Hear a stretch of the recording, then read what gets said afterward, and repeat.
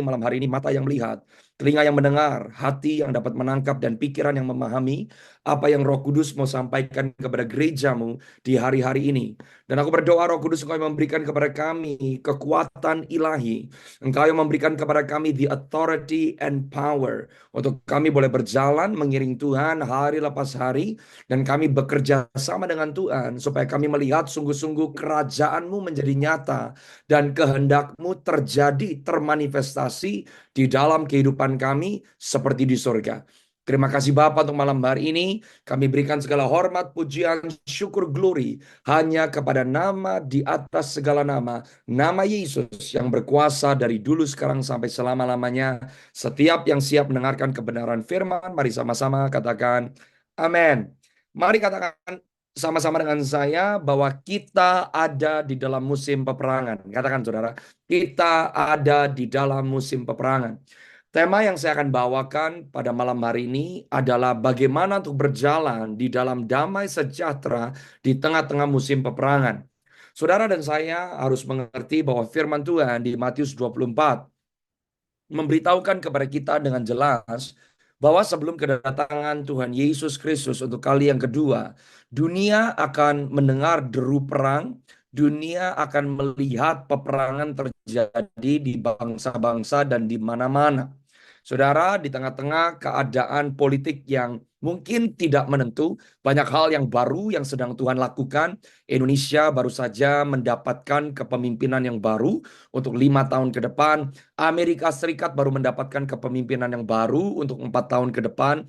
Dan saya percaya saudara dan saya sedang hidup di dalam sebuah masa dan musim di mana Tuhan sedang mempersiapkan kita untuk peperangan yang akan datang.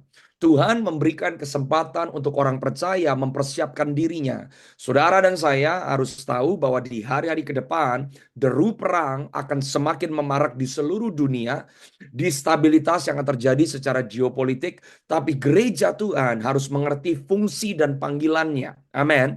Saudara buka sama-sama dengan saya Lukas pasal yang kedua, ayat yang pertama sampai ayat yang ke 7.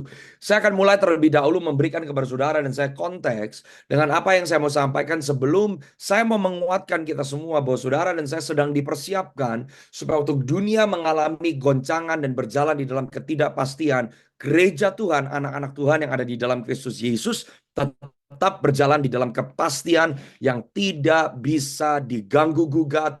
Saudara dan saya tidak diombang-ambingkan, tapi iman saudara dan saya yang ada di dalam kerajaan yang tidak tergoncangkan akan tetap berdiri. Waktu 1.000 rebah di sebelah kiri saudara, 10.000 rebah di sebelah kanan saudara, tapi anak-anak Tuhan akan melihat kebaikan dan penyertaan Tuhan yang tidak pernah habis dalam kehidupan kita. Yang mau dan yang mengaminkan katakan sama-sama amin. Saudara perhatikan, pada waktu itu Kaisar Agustus mengeluarkan suatu perintah, menyuruh mendaftarkan semua orang di seluruh dunia. Perhatikan saudara, COVID-19 adalah gambaran dari apa yang akan terjadi di depan.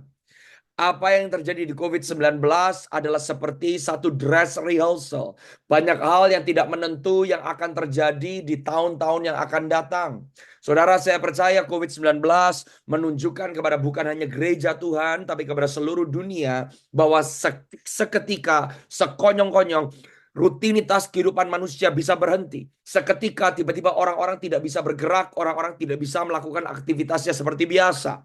Hal yang sama terjadi di Lukas pasal yang kedua ayat yang pertama, di mana Maria dan Yusuf diposisikan oleh Tuhan kepada satu keadaan di satu tempat menggenapi rencana Tuhan lewat suatu perintah yang dikeluarkan oleh Kaisar Agustus. Saudara harus tahu bahwa setiap kali Tuhan mau menyatakan pribadinya, waktu kemuliaan Tuhan menjadi nyata, hal-hal yang tidak asli, hal-hal yang palsu, hal-hal yang bukan sebagai kebenaran akan mulai melawan kebenaran tersebut. Waktu Yesus Kristus datang ke dunia pertama kali, Dia adalah Raja segala raja. Pada zaman itu ada seorang kaisar yang memerintah. Kaisar Roma memerintah dan waktu itu kerajaan Roma menguasai sebagian besar penduduk bumi yang ada pada zaman itu. Waktu raja segala raja hendak datang, ada raja yang palsu yang duduk di atas tahta. Ada sistem pemerintahan yang palsu yang memerintah pada zaman itu. Yesus Kristus yang datang sebagai anak domba Allah, imam besar agung. Yesus Kristus datang sebagai imam besar yang asli. Pada waktu Tuhan Yesus datang ke dunia pertama kalinya, ada seorang imam besar yang menduduki keimaman besar di bangsa Yahudi waktu itu yang namanya Kayafas. Tuhan Yesus membawa yang asli. Dia raja yang asli, dia imam yang asli, tapi kehadiran Tuhan Yesus mengalami perlawanan yang hebat dari yang palsu.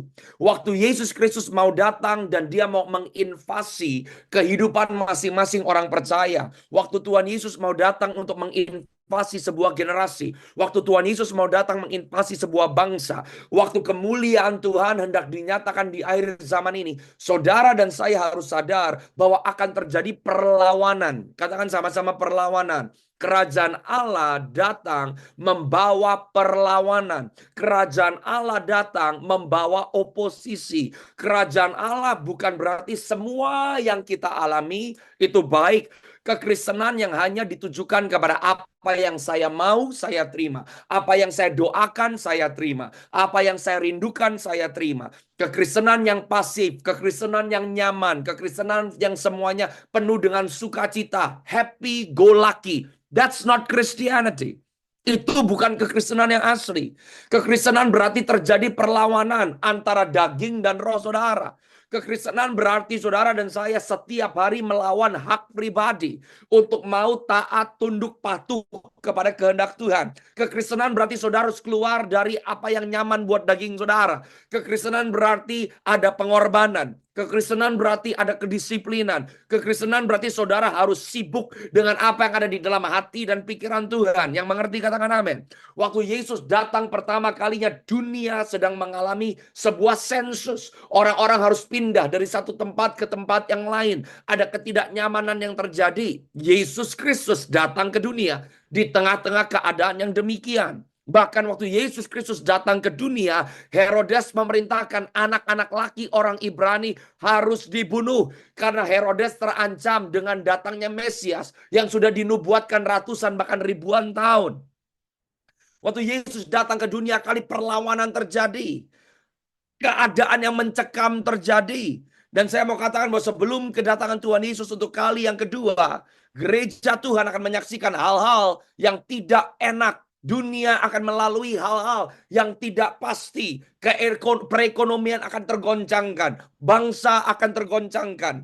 Dan saudara dan saya sebagai orang percaya tidak ditentukan dengan apa yang terjadi di sekitar kita. Tapi orang percaya mengerti dan tahu bahwa kerajaan di mana kita terbilang di dalamnya. Dan kerajaan Allah yang ada di dalam setiap orang percaya adalah kerajaan yang tidak tergoncangkan. Amin. Coba lihat ke ayat yang kedua di Lukas pasal yang kedua. Kaisar meminta untuk sensus diadakan. Tapi Alkitab berkata, inilah pendaftaran yang pertama kali diadakan sewaktu Kirenius menjadi gubernur di Syria.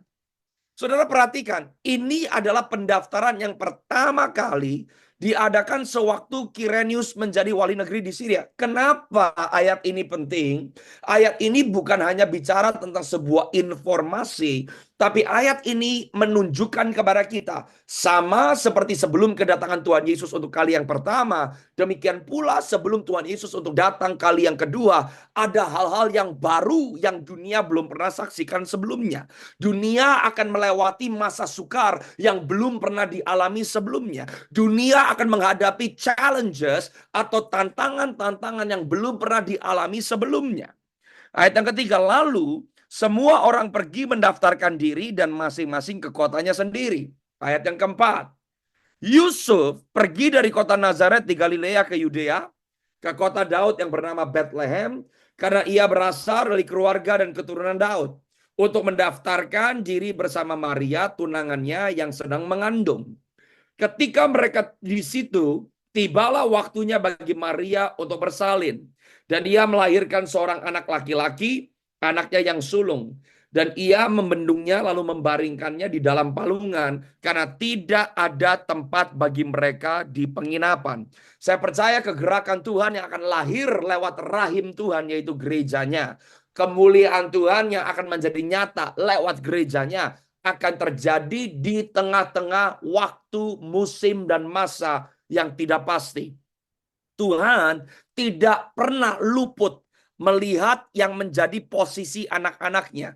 Jadi waktu dunia bergeser, keadaan politik tidak menentu, keadaan perekonomian tidak menentu, tapi Tuhan tetap bekerja di dalamnya untuk memosisikan saudara dan saya di tempat yang tepat, di waktu yang tepat, dikelilingi oleh orang-orang yang tepat, asal saudara dan saya menangkap yang menjadi isi hati Tuhan. Yang mengerti katakan amin. Yang mengerti katakan amin, saudara. Saudara harus tahu itu. Lewat keadaan konsensus, lewat sensus, lewat seperti COVID-19, di mana orang-orang tidak bisa bertemu, bisnis-bisnis mulai ditutup, keadaan politik mulai berubah, tren mulai berubah, keadaan menjadi tidak pasti. Jika saudara dan saya ada di dalam kehendak Tuhan yang sempurna, di tengah-tengah goncangan yang dialami oleh dunia, di tengah-tengah keadaan yang tidak pasti, gereja Tuhan tetap berjalan di dalam kepastian di dalam Kristus Yesus. Saudara tidak akan pernah terjebak oleh karena keadaan, tapi Tuhan menaruh saudara di tempat yang tepat, di posisi yang tepat. Jika Tuhan sanggup membawa Yusuf dan Maria untuk ada di kota Bethlehem, Yesus Kristus harus lahir di Bethlehem. Karena Alkitab menubuatkan di perjanjian lama, para nabi menubuatkan bahwa Bethlehem yang kecil, Bethlehem tidak akan menjadi yang kecil, tapi sesuatu yang besar akan lahir dari kota Bethlehem. Saya mau beritahu kalau saudara dan saya mengerti yang menjadi kehendak Tuhan dan isi hati dan detak jantung Tuhan, maka saudara dan saya di dalam kehidupan kita tidak ditentukan oleh keadaan zaman, tapi langkah demi langkah orang percaya menggenapi yang menjadi rencana dan rancangan Tuhan. Waktu saudara ada di dalam kehendak Tuhan yang sempurna, maka saudara dan saya bukan hanya diluputkan, tapi di tengah-tengah goncangan, saudara dan saya menjadi terang, saudara dan saya menjadi jawaban, sehingga dunia boleh percaya. Di tengah-tengah tidak ada kepercayaan, orang boleh melihat ada kepercayaan di dalam Yesus. Di tengah-tengah ketidakadanya pastian, ada kepastian di dalam Kristus Yesus. Di tengah-tengah hilangnya pengharapan, ada pengharapan di dalam Kristus Yesus bagi setiap orang yang menghidupi rencana rancangan Tuhan. Yang mengerti katakan amin, saudara. Nah, coba lihat terlebih dahulu, buka Lukas pasal yang pertama sekarang. Lihat ayat yang ke-26. Saudara perhatikan, siapa Yusuf? Siapa Maria? Kenapa mereka dipilih? Kenapa mereka dikhususkan? Kenapa mereka diluputkan? Karena mereka membawa Kristus Yesus. Saudara dan saya bisa jadi Kristen, tapi belum tentu kita membawa Kristus Yesus. Seringkali membawa Yesus Kristus di dalam kehidupan kita bukan berarti segala sesuatunya jadi enak. Karena engkau mengandung yang menjadi rencana Allah. Karena engkau membawa destiny ilahi. Karena engkau membawa yang ada di hati dan pikiran Tuhan. Saudara dan saya ada di dalam bahaya.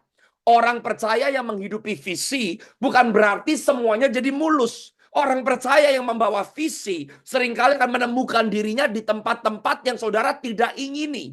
Sebab seseorang yang memilih untuk mengikuti Yesus, saudara sedang mengambil resiko. Jika saudara tidak mau mengambil resiko mengikuti Yesus, maka sebetulnya kita tidak layak mengikuti Yesus. Yang mengerti katakan amin. Siapa Maria?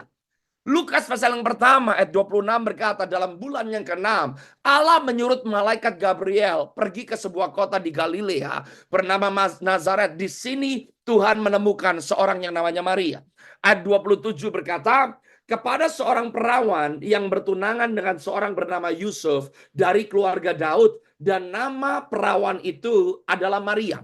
Saya percaya Tuhan tidak kehabisan perawan di kota Nazaret. Ada banyak perawan yang lain.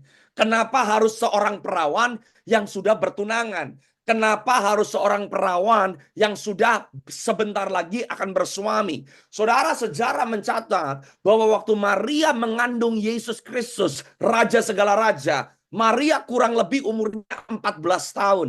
Tapi wanita ini bukan wanita biasa. Wanita ini bukan wanita ecek-ecek. Saudara harus tahu di kultur orang Yahudi pada zaman Maria, seorang perempuan yang belum menikah dan didapati mengandung harus dirajam sampai mati. Dan jika seorang yang bertunangan belum menikah punya anak, orang pertama yang punya hak untuk merajam sang perempuan tersebut adalah tunangannya. Waktu Maria dikunjungi oleh malaikat Gabriel, waktu Tuhan berkata kepada Maria bahwa lewat rahimmu aku akan melahirkan sang juru selamat dunia. Waktu Maria mendapatkan sesuatu janji yang dari Tuhan, hidup Maria sebentar lagi berubah total. Sebetulnya waktu Maria mendapatkan mandat dan Maria mendapatkan suara Tuhan, apa yang dihadapi oleh Maria adalah potensi kematian. Potensi dirajam sampai mati. Potensi dirajam sama calon suaminya yang dia kasihi. Waktu pesan Tuhan datang kepada Maria, dan Maria dipilih oleh surga untuk melahirkan Yesus Kristus, melahirkan kebenaran kerajaan Allah, melahirkan kehendak Allah di bumi seperti di surga. Maria menghadapi segala sesuatu yang bertolak belakang dengan kepercayaannya. Maria seharusnya dirajam oleh Yusuf. Yang jadi masalah, saudara, Yusuf tidak mengalami perjumpaan seperti yang Maria alami dengan Gabriel. Mungkin lebih gampang kalau Yusuf juga berjumpa dengan malaikat Gabriel. Malaikat Gabriel ikut menjelaskan kepada Yusuf apa yang Maria akan alami. Tapi Alkitab tidak mencatat bahwa Gabriel mengunjungi Yusuf. Gabriel membuat Yusuf mengerti. Jadi yang pertama, waktu Maria mendapatkan suara Tuhan, calon suaminya nggak mendengar suara yang sama. Calon suaminya nggak mendapat ilham yang sama. Calon suaminya nggak bisa ngerti. Mungkin Maria kalau ngomong nggak ada yang bisa percaya. Siapa yang bisa percaya bahwa seorang malaikat menjumpai dia dan berkata bahwa dia akan mengandung tanpa tidur dan berhubungan seks dengan seorang laki-laki. Waktu Maria menerima mandat dari Tuhan, yang diterima oleh Maria adalah Maria harus meletakkan kesombongannya. Dia meletakkan harga dirinya. Dia meletakkan kenyamanannya. Dia meletakkan mimpi dan cita-citanya. Dia meletakkan hubungannya dengan Yusuf. Dia meletakkan calon pernikahannya. Dia meletakkan romansa atau cinta kasihnya kepada seorang laki-laki. Dia meletakkan masa depannya. Dia meletakkan reputasinya. Jika saudara dan saya mau mengandung rencana Tuhan, tapi kita nggak mau melepaskan reputasi kita, maka saya mau beritahu saudara, kita nggak bisa menjadi alat Tuhan bagi kemuliaan Tuhan di bumi ini. Waktu saudara dan saya membawa Kristus Yesus, there is a big risk. Ada banyak resiko. Lah gimana kita bisa berjalan dengan resiko mengikut Tuhan kalau kita tipe Kristen yang di akhir zaman ini dikit-dikit sakit hati. Di gereja lokal sakit hati. Gak dianggap sama orang sakit hati. Gak disalamin sama pendetanya sakit hati. Kita jadi orang Kristen yang punya mentalitas seperti tempe dan tahu. Dan bagaimana kita bisa melahirkan rencana Allah di bumi. Seorang anak 14 tahun, saudara. Coba lompat. Lukas pasal yang pertama ayat yang ke-38. Apa yang Maria katakan kepada malaikat Gabriel? Surga berkata, kamu yang diperkenan oleh surga. Kamu menerima berita sukacita. Yang surga lihat itu sukacita. Maria melihat dengan kasat matanya itu bukan sukacita loh.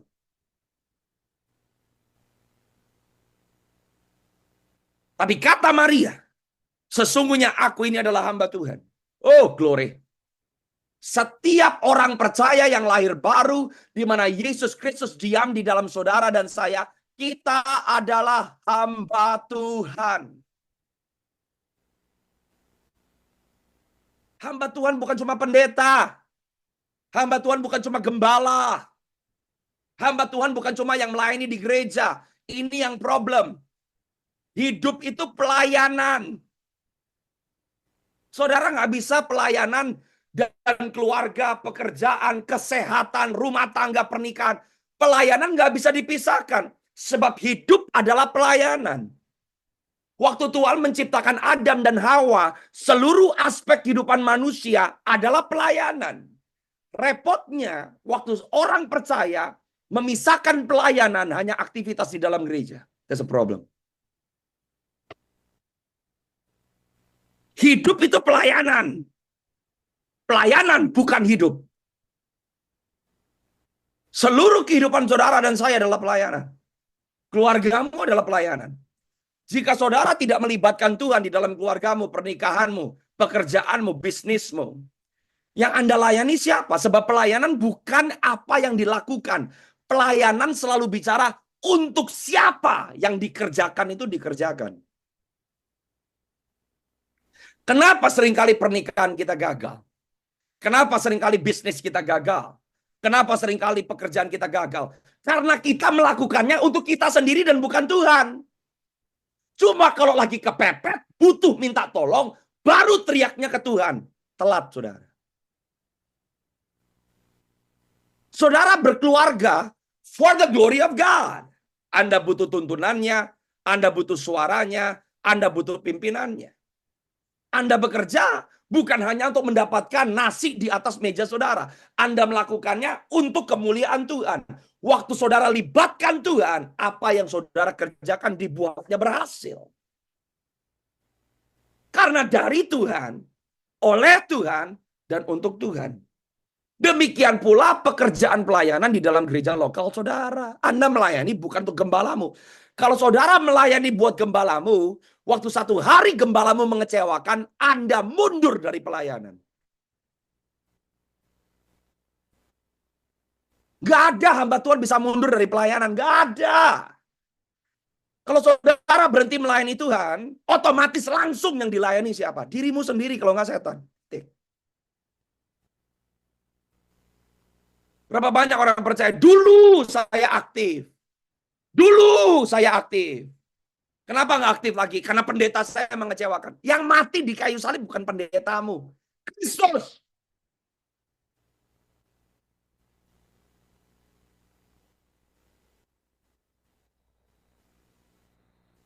Gereja harus bertobat, harus bangkit. Kalau nggak, we are playing church.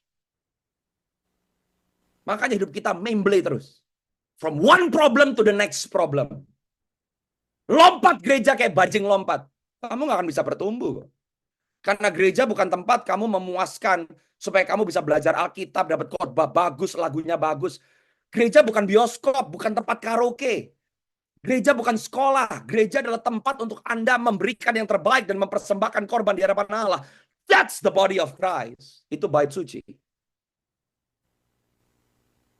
Dan semua orang yang ada di dalam bait suci yang masuk sampai ke ruang Maha Kudus bukan rakyat biasa. Nggak ada jemaat cuma duduk di kursi tiap minggu 1,5 jam masuk gereja terus pulang makan siang cari makan di mall. Itu bukan gereja. Yang masuk ke ruang Maha Kudus cuma imam. Semua orang percaya imam. Karena yang imam besar tinggal di dalam. Imam bukan cuma pemain musik. Imam bukan cuma pastor. Setiap orang lahir baru terima Yesus, mengaku dengan mulut, percaya dengan hati bahwa Yesus Kristus adalah Tuhan satu-satunya. Saudara dan saya adalah imam.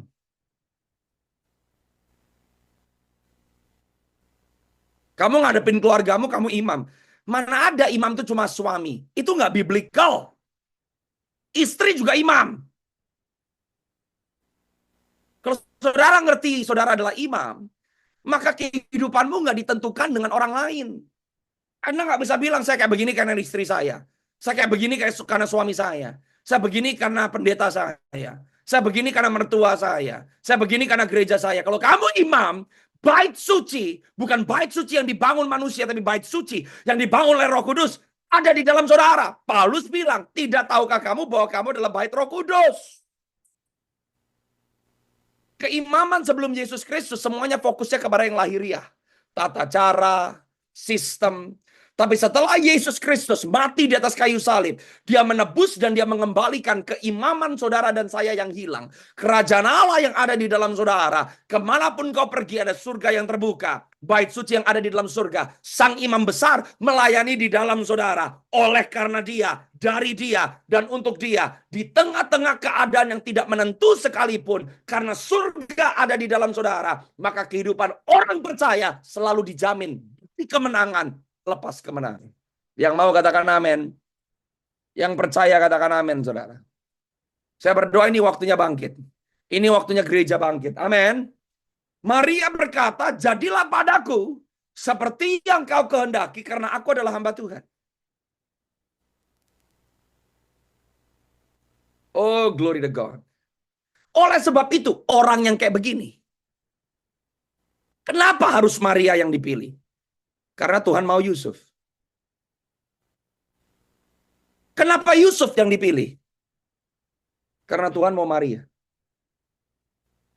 Bagi setiap kehidupan orang percaya yang mau diserahkan, dipimpin, dituntun oleh Yesus. Pilihan Tuhan bukan karena Tuhan random, asal milih orang. Karena atas kehidupan saudara dan saya masing-masing, ada destiny ilahi yang hanya bisa digenapi oleh saudara yang mengerti, katakan amin. Dan Tuhan mau saudara dan saya menghidupi yang menjadi plan, purposes Tuhan dalam kehidupan kita. Coba saudara lihat terlebih dahulu. Matius pasal yang ke-28, ayat 18 sampai 20. Ini ciri khas murid nih.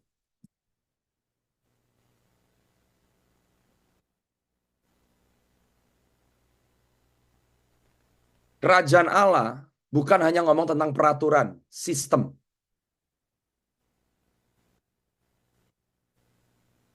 Peraturan dan sistem tata cara akan membuat gereja semakin teratur, tapi gereja akhirnya hanya berfungsi sebatas menjadi sebuah organisasi.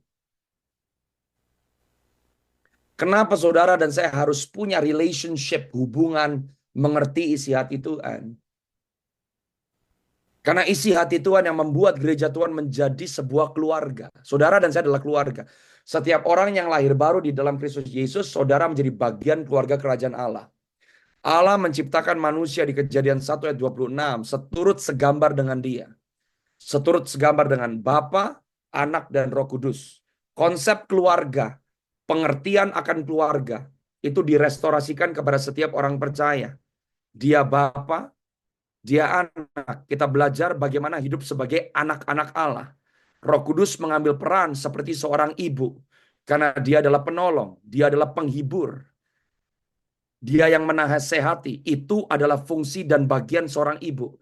Setiap orang percaya yang lahir baru, saudara lengkap di dalam kerajaan Allah, di dalam keluarga Allah. Mau orang tuamu bengis dan brengsek, bahkan kamu gak kenal sama orang tuamu. Yang pertama kali direstorasikan oleh Tuhan waktu seseorang mengalami kelahiran baru, saudara dan saya adalah bagian dari keluarga. Anda diterima di dalam keluarga kerajaan Allah, Anda direstorasikan, Anda dipulihkan seperti yang direncanakan oleh Tuhan pada waktu Tuhan menciptakan manusia di Kejadian pasal yang pertama. Coba lihat Matius 28 ayat 18 sampai 20.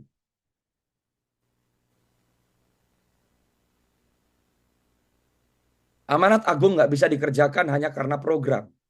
Penginjilan bukan program. Pemuritan bukan program. Anda nggak jadi murid hanya karena ikut gereja. Anda nggak jadi murid karena ngikut kelas. Anda nggak jadi murid karena ikut program. Anda nggak jadi murid karena ikut sebuah instansi atau organisasi. Orang-orang yang berhasil menghidupi panggilannya dan membawa kabar keselamatan dan menghadirkan surga, melahirkan pribadi Yesus. Yesus mendekati mereka. Orang-orang yang berhasil melakukan amanat agung adalah orang-orang yang berjumpa dengan Tuhan setiap hari. Saudara mengalami perjumpaan ilahi dengan Tuhan. Engkau bertemu dengan Yesus muka ke muka karena engkau bisa mendengar suara Bapakmu. Sebab orang-orang yang menerima mandat menuntaskan amanat agung adalah orang-orang yang bukan hanya didekati oleh Yesus, tapi orang-orang yang mendengar suara Yesus. Oleh sebab itu, orang-orang yang mendengar suara Tuhan diperlukan untuk bisa melakukan amanat agung. Orang Kristen yang nggak bisa dengar suara Tuhan, orang Kristen yang bingung sama suara Tuhan, tidak mungkin bisa berfungsi sebagai seorang Kristen yang sejati. Yesus berkata kepada murid-muridnya yang dia dekati, yang dia berkata-kata kepada mereka, kepadaku telah diberikan segala kuasa di sorga dan di bumi. Ini deklarasi perang. Ikut Yesus itu perang. Yesus berkata kepada semua penghulu-penghulu di udara, dari Lucifer sampai semua malaikat yang jatuh. Authority. Itu ada di tanganku. Ini kalau bukan deklarasi perang, deklarasi apa? Dia sedang menyatakan dengan lugas, semua harus tunduk. Tumi.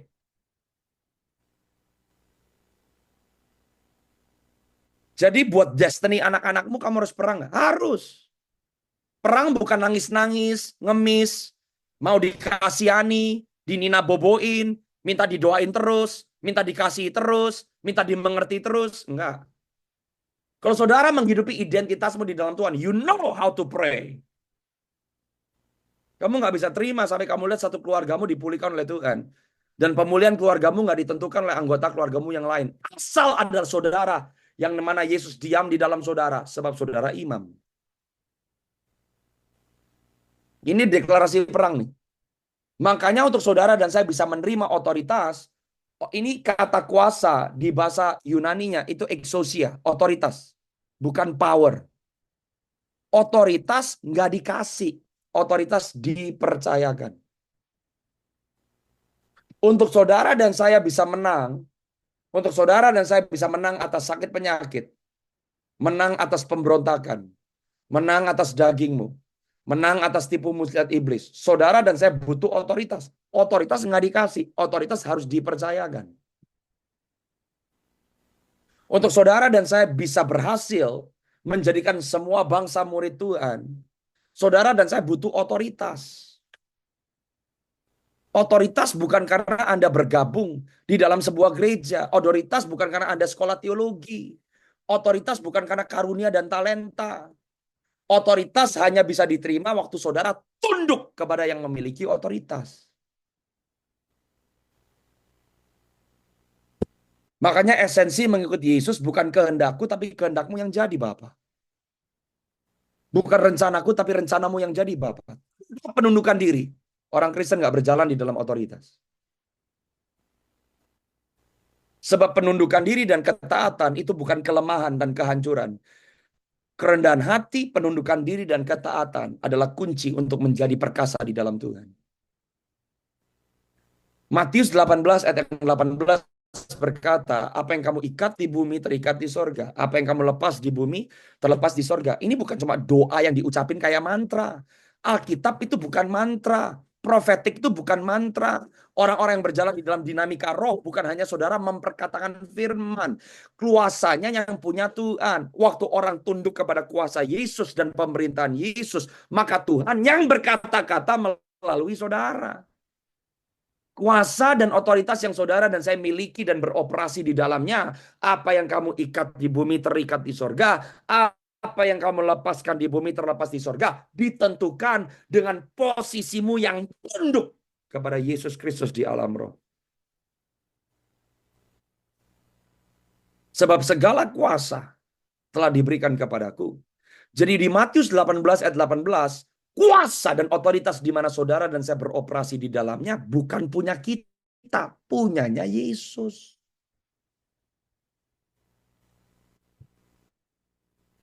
Yang mengerti katakan amin. Kenapa orang Kristen harus berdoa? Waktu saudara dan saya berdoa sebagai orang-orang yang diberikan oleh Tuhan otoritas di bumi, doamu membuka supaya alam yang tidak terlihat, kuasa yang tidak terbatas bisa mengintervensi yang terjadi di bumi.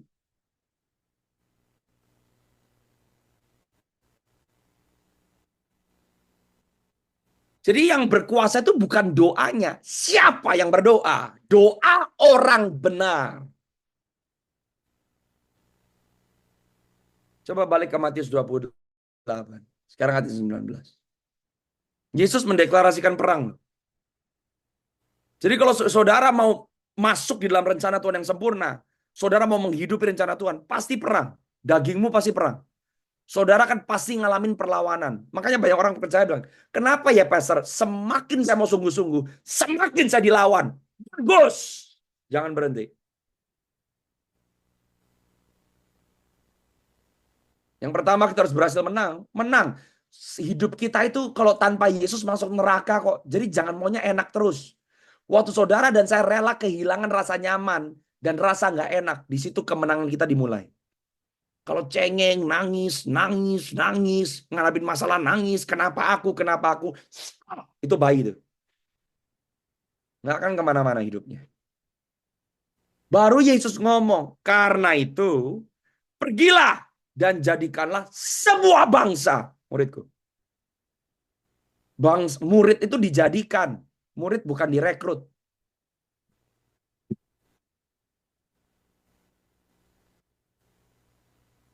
Standar murid itu susah loh saudara. Alkitab berkata, murid harus menjadi sama seperti gurunya.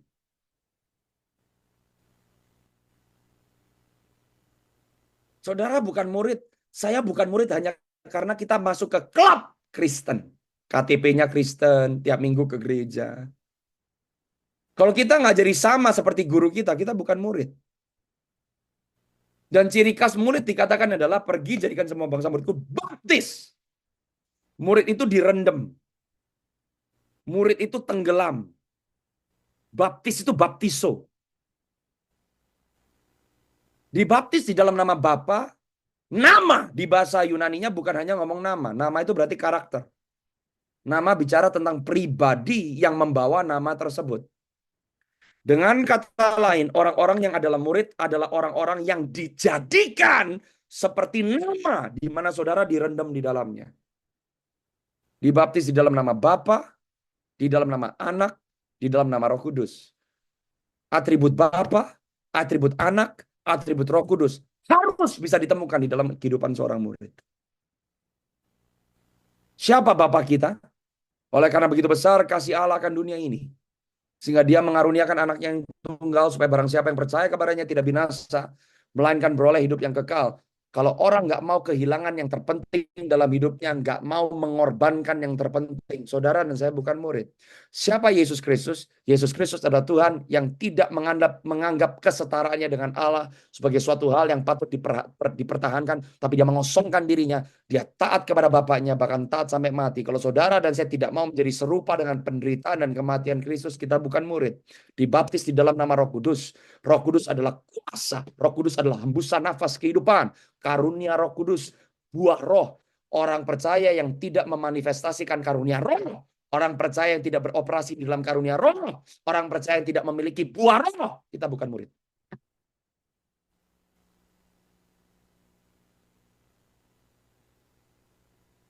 Jadi jemaat yang cuma duduk setiap minggu ke gereja, seminggu sekali, tapi nggak bisa doain orang, tidak mengusir setan, tidak menyembuhkan yang sakit, tidak memimpin orang, tidak membawa orang mengenal Yesus, kita murid atau bukan? Bukan, kita pengikut.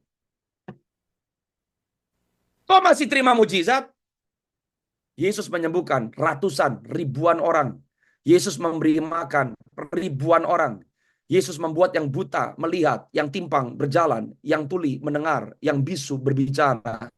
Tapi waktu Yesus dibangkitkan dari antara orang mati, yang menantikan di loteng atas hanya 120 orang. Pengikut bisa terima mujizat. Pengikut tetap diberkati. Pengikut tetap melihat kuasa Tuhan. Karena mujizat kesembuhan yang saudara dan saya alami, nggak ada urusannya sama kita baik atau nggak baik. Yesus menyembuhkan karena dia mengasihi. Yesus melepaskan karena dia mengasihi. Yesus menyediakan karena dia mengasihi. Jadi jangan pikir kita diperkenan oleh Tuhan. Jangan pikir kita sudah menjadi murid Yesus yang sejati hanya karena hidup kita diberkati. Tuhan menyembuhkan, Tuhan memulihkan, Tuhan membangkitkan, Tuhan menyediakan karena dia baik.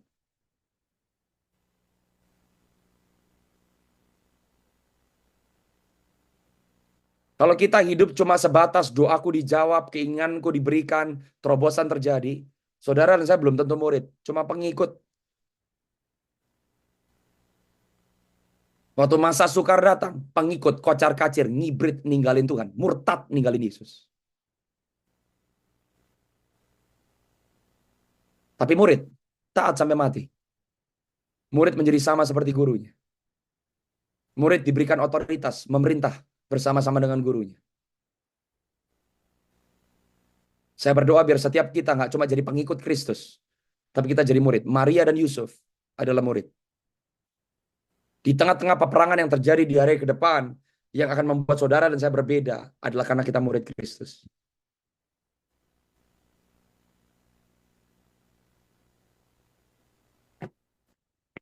Yang mau katakan amin, saudara.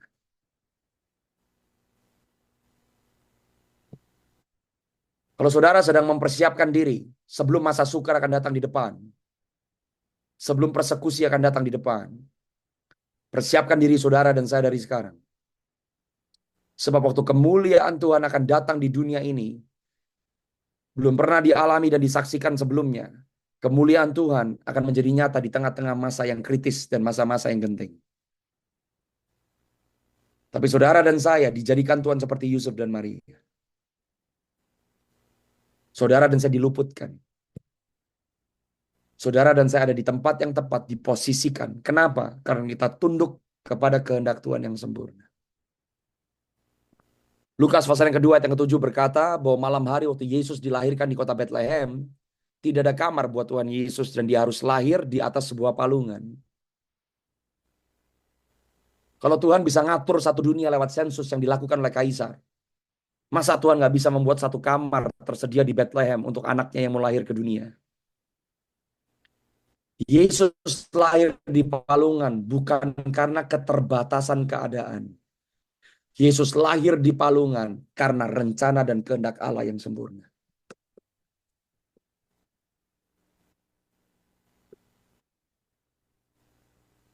Yang mengerti katakan amin, saudara. Orang yang menjadi dewasa dengan Tuhan dan orang-orang yang siap untuk berjalan melahirkan rencana dan kehendak Allah. Saudara nggak akan sesali keadaan kehidupanmu meskipun apa yang saudara lihat bertolak belakang dengan apa yang Anda percaya. Sebab Anda tahu Allah turut bekerja dalam segala hal untuk mendatangkan kebaikan bagi setiap yang mengasihi Dia. Amin. Kenapa dia lahir di atas tempat makanan binatang? Sebab dia adalah roti hidup. Dan dia jadi makanan buat saudara dan saya. Supaya dia yang kaya menjadi miskin, supaya kita yang miskin jadi kaya. Dia yang kuat jadi lemah, supaya kita yang lemah jadi kuat. Dia adalah roti hidup yang datang dari sorga. Dan saudara dan saya ditetapkan Tuhan menjadi sama seperti dia. Di situ baru kehidupan saudara dan saya. Seperti Yusuf yang Maria. Lewat ketidaknyamanan yang saudara dan saya mungkin alami. Tapi kerajaan Allah, kehendak Tuhan hadir di bumi seperti di sorga. Kemanapun saudara dan saya pergi, saudara dan saya menjadi berkat, membawa nama Kristus, sehingga orang yang belum percaya, karena kehidupan saudara dan saya, maka mereka menjadi percaya. Saya percaya ini adalah musim dan waktunya di mana setiap orang percaya harus berhenti beralasan, berhenti mencari alasan, sebab hidup saudara dan saya adalah alasan. Hidup saudara dan saya adalah alasan kenapa dia datang ke dunia. Dan karena ada saudara, maka yang mustahil harus menjadi mungkin. Yang tidak ada menjadi ada. Dan ini waktunya setiap orang percaya di dalam Kristus Yesus yang mengerti bahwa saudara dan saya adalah imam. Bangkit. Dan ini waktunya tubuh Kristus membawa kerajaannya di bumi seperti di sorga. Di tengah-tengah keadaan yang semakin tidak menentu. Saudara dan saya hidup di bawah perekonomian kerajaan sorga, penyediaan kerajaan sorga, tata cara kerajaan sorga, realita kerajaan sorga. Apa yang kamu ikat di bumi, terikat di sorga. Apa yang kamu lepas di bumi, terlepas di sorga. Yang mau katakan amin, saudara. Saya berdoa firman ini menguatkan dan mempersiapkan persekutuan doa Raja Wali yang ada di Bandung.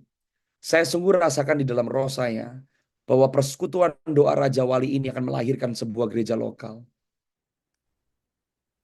This is the destiny yang Tuhan miliki untuk persekutuan doa ini. Dan di persekutuan doa ini saya melihat ada banyak orang-orang yang tadinya melayani, yang tadinya terlibat, aktif, bukan hanya aktif, tapi mengambil posisi-posisi kepemimpinan di dalam gereja lokal saudara masing-masing. Tapi banyak yang sudah melepaskan jubahnya. Tapi di persekutuan doa Raja Wali ini, Tuhan akan kembali memperlengkapi jubah, bahkan selengkap senjata yang sempat diletakkan. Tapi saya percaya saudara akan ditetapkan oleh Tuhan menjadi tempat pelatihan, tempat di mana keluarga-keluarga akan dipulihkan. Dan orang-orang yang meninggalkan pelayanan, meninggalkan gereja lokal, meninggalkan visi yang Tuhan berikan akan dibangkitkan kembali. Saya melihat ada sebuah gereja lokal yang akan lahir dari persekutuan doa Raja Wali ini. Dan saya berdoa orang-orang yang terpanggil di dalamnya mengambil posisi. Sebab engkau dipanggil untuk melayani tubuh Kristus. Sebab Yesus Kristus datang ke dunia bukan untuk dilayani. Tapi Yesus Kristus datang ke dunia untuk melayani. Ini waktunya supaya saudara bangkit. Mengambil posisimu kembali. Dan saya berdoa biar restorasi itu terjadi di dalam kehidupan setiap saudara yang bergabung. Dan ini waktunya saya percaya, di mana apa yang Tuhan sudah mulai di dalam kehidupan saudara semua masing-masing, Tuhan yang setia yang memulainya, Dia Tuhan yang sama, yang menyelesaikannya untuk hormat dan kemuliaan namanya sendiri. Amin. Mari tundukkan kepala dan saya mau berdoa buat saudara. Bapa, aku bersyukur untuk firman-Mu pada malam hari ini. Roh Kudus yang memeteraikan. Roh hikmat, wahyu diberikan kepada setiap yang mendengar. Aktifkan setiap hamba-hamba-Mu untuk sungguh-sungguh berfungsi di dalam kerajaan Allah. Aku berdoa untuk persekutuan doa Raja Wali di kota Bandung. Tuhan, perjelas visi yang Tuhan berikan. Engkau sediakan yang mereka perlukan. Dan bila mereka memanggil orang-orang yang terhilang bahkan di dalam tubuh Kristus, sisa-sisa dikumpulkan, disatukan, dibangkitkan. Aku berdoa di dalam nama Yesus. Lord, biar hari ini Tuhan, yang sempat kehilangan api, yang sempat kehilangan pengharapan, dibangkitkan kembali di dalam nama Yesus. Stir their hearts. Aku berdoa biar api Roh Kudus yang memberikan kepada mereka kegairahan yang baru untuk mendedikasikan dan mengabdikan seluruh kehidupan mereka. Supaya Tuhan, kehendak Tuhan jadi lewat mereka. Bukan hanya untuk mereka, tapi melalui mereka di bumi seperti di surga. Terima kasih ya Bapa. Segala hormat, syukur kami kembalikan hanya kepadamu nama Yesus. Nama yang kami sanjung, nama yang kami kasihi. Nama di mana setiap lutut harus bertekuk lutut. Semua lidah harus mengaku bahwa Yesus Kristus, Raja Tuhan yang memerintah dari dulu sekarang sampai selama-lamanya. Di dalam nama Tuhan Yesus Kristus, setiap saudara yang menerima kebenaran firman Tuhan yang disampaikan, mari sama-sama katakan, amin. Saya serahkan kembali ke